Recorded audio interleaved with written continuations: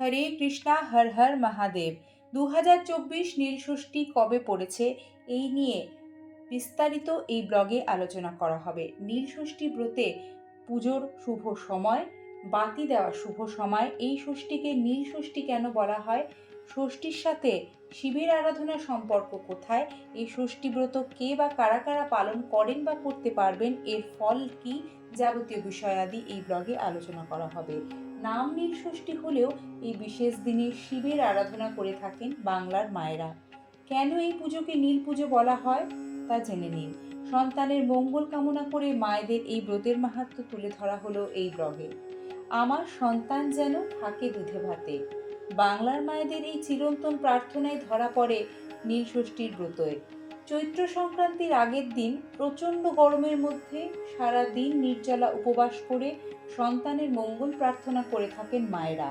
তবে পঞ্জিকা অনুসারে ষষ্ঠী তিথি না হলেও নীলষষ্ঠী পালন করা হয় এদিন। বাংলার 12 মাসে 13 পার্বণের অন্যতম নীলষষ্ঠীর ব্রত। এই ব্রতর বিশেষত্ব হলো এই ষষ্ঠী দেবী নন, পূজিত হন মহাদেব। কেন নীলষষ্ঠীতে মা ষষ্ঠীর সাথে মহাদেবের পুজোর প্রাধান্য পেয়েছে? গল্পটি ঠিক এরকম। নীলষষ্ঠীর পরের দিন চৈত্র সংক্রান্তি, আর এর পরের দিনই পয়লা বৈশাখ। গ্রাম বাংলায় চৈত্র সংক্রান্তিতে চড়ক পুজো করা হয়। চড়ক উপলক্ষে গাজনের মেলা বসে গ্রাম বাংলার অনেক স্থানে। পুরাণ অনুসারে নীলষষ্ঠীর এই বিশেষ দিনেই মহাদেবের সঙ্গে নীলচণ্ডিকা বা নীলাবতীর বিয়ে হয়েছিল। মহাদেব নিজে হলেন নীলকণ্ঠ, আর তার সঙ্গে এদিন নীলচণ্ডিকা বা নীলাবতীর বিবাহ হয়েছিল বলেই এই দিনটি নীল ষষ্ঠী নামে পরিচিত। এদিনের পুজোকে এই কারণে নীল পুজো বলা হয়ে থাকে। দক্ষযজ্ঞে স্বামীর অপমান সহ্য করতে না পেরে দেহত্যাগ করেছিলেন শিবের পত্নী সতী। তারপর নীলধ্বজ রাজার ঘরে নতুন করে জন্মগ্রহণ করেন তিনি। নীলাবতী নামের এই কন্যা শিবের সাথে বিয়ে দেন রাজা নীলধ্বজ। সেই কারণে নীলষষ্ঠী, চৈত্র সংক্রান্তি ও গাজনে শিব দুর্গার বিয়ের উৎসব হিসেবেও পালিত হয় অনেক জায়গায়। গাজনের সময় শিব ও পার্বতী সেজে অনেকে গ্রাম বাংলায় ঘুরে ঘুরে ভিক্ষা সংগ্রহ করেন। নীল সন্ন্যাসীরা ও শিব দুর্গার সঙ্গেরা পূজার সময় নীলকে সুসজ্জিত করে গীতিবাদ্য সহযোগে বাড়ি বাড়ি ঘোরান এবং ভিক্ষা সংগ্রহ করেন। নীলের গানকে বলা হয় অষ্টক গান। ওই দিন সন্ধ্যাবেলায় সন্তানবতী হিন্দু রমণীরা সন্তানের কল্যাণার্থে প্রদীপ জ্বালিয়ে শিব পূজা করে সারা দিনের উপবাস ভঙ্গ করেন। নীলষষ্ঠী ব্রতের নিয়ম। নীলষষ্ঠী সারা দিন উপোস করে সন্ধেবেলা শিবের সামনে বাতি জ্বালানো হয়, যাকে বলে নীলের ঘরে বাতি। শিবের মাথায় জল দুধ ঢালতে হয়। এই পুজো করতে অবশ্যই লাগবে বেলপাতা, কারণ শিবের পুজো বেলপাতা ছাড়া হয় না। আর যা যা অবশ্যই লাগবে সেগুলো হলো, শিবকে 5 ফল নিবেদন করার রীতি আছে, যার মধ্যে অবশ্যই থাকবে বেল, ডাব, শশা সহ নানা ফল। এছাড়া আতপ চাল, চন্দন, সুগন্ধি, ঘৃত সহযোগে পুজো করা হয়। মহাদেবের মাথায় দুধ এবং জল তো ঢালাই হয়। নীলষষ্ঠীর দিন উপোস করে থেকে সন্ধ্যায় পুজো দিয়ে জল খেতে হয়। শিবের মাথায় ডাবের জল ঢালারও রীতি আছে এই দিন। মা ষষ্ঠীকে পুজো নিবেদন তো করতেই হবে, সেই সঙ্গে নিষ্ঠা ভরে শিবকে প্রণাম করে উপবাস ভঙ্গ করতে হয়। আরও বিশেষ কয়েকটি জিনিস যা বলে দেওয়ার। নীল পূজা নিয়ে একটি লোকাচার এবং শাস্ত্রজ্ঞ বিধান এমনই বলে, অপরাজিতার মালা পরিয়ে নাকি এদিন সন্তানের নামে একটি মোমবাতি জ্বালিয়ে প্রার্থনা করলে অত্যন্ত শুভ ফল লাভ হয়। নীলষষ্ঠী ব্রতের ক্ষেত্রেও কিন্তু শিবরাত্রি ব্রতের মতনই ব্রতের ঠিক আগের দিন নিরামিষ আহার করতে হয়। জানাবো পুজোর উপকরণ। নীল পুজোর উপকরণে লাগছে গঙ্গা মাটি বা শুদ্ধ মাটি, বেলপাতা, গঙ্গা জল, দুধ, দই, ঘি, মধু, কলা, বেল, বেলের কাঁটা ও মহাদেবের পছন্দের ফুল। শিবের মাথায় বেলপাতা, ফুল ও একটি ফল ছুঁয়ে রাখতে হয়। দেবাদিদেব মহাদেবের অত্যন্ত প্রিয় ফুলগুলি হলো ধুতুরা, আকন্দ, অপরাজিতা, কলকে প্রভৃতি।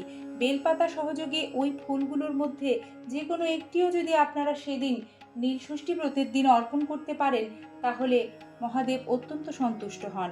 তবে এক্ষেত্রে একটা কথা মাথায় রাখতে হবে, বেলপাতা অর্পণ শিবলিঙ্গে সঠিক পদ্ধতিতে হওয়া অত্যন্ত আবশ্যিক, তা না হলে সুফল পাওয়া যায় না। বেলপাতা চিত না উপুর করে, ভেজা না শুকনো, কিভাবে দেবেন শিবলিঙ্গে? শিবলিঙ্গে বেলপাতা অর্পণের সঠিক নিয়ম সংক্রান্ত একটি বিস্তারিত ভিডিও ইতিমধ্যেই চ্যানেলে আপলোড করা হয়েছে। দর্শক শ্রোতা বন্ধু, আপনারা চাইলে অবশ্যই সঠিক নিয়মটি একবার অন্তত দেখে আসতে পারেন। আসছি নীলষষ্ঠী সংক্রান্ত পরের পর্বে। জানাবো নীলষষ্ঠী ব্রতের উপবাস সংক্রান্ত যাবতীয় নিয়মাদি। মনে রাখা জরুরি, দেবাদিদেব মহাদেব নিজে অল্পে সন্তুষ্ট হলেও তার ব্রত পালন কিন্তু অত্যন্ত কঠিন এবং শাস্ত্রের সঠিক বিধানই কিন্তু একটি ব্রতের সঠিক মূল্যায়ন করে এবং সুফল দেয়। সেক্ষেত্রে উপোস ভাঙার পর এদিন ফল, সাবু ইত্যাদি খাবারই খেতে হয়। এছাড়া চাইলে আপনি ময়দার তৈরি খাবারও খেতে পারেন, তবে তা সন্দক লবণ দিয়েই খেতে হবে। দেবাদিদেব মহাদেবকে পুজো করে ব্রতীরা যে ফল অর্পণ করেন, সেই ফল কিন্তু নিজে আর প্রসাদ হিসেবে গ্রহণ করবেন না, কারণ সে ফল মূলত সন্তানের উদ্দেশ্যে আপনি দেবাদিদেব মহাদেবকে উৎসর্গ করছেন। সুতরাং সেটা আর নিজে প্রসাদ হিসেবে কখনোই গ্রহণ করা যায় না। অন্য কোনো ছোট বাচ্চা বা অন্য কাউকে সে ফল প্রসাদটা দিয়ে দেওয়া যায়। কারা কারা এই নীলষষ্ঠী ব্রত পালন করতে পারবেন?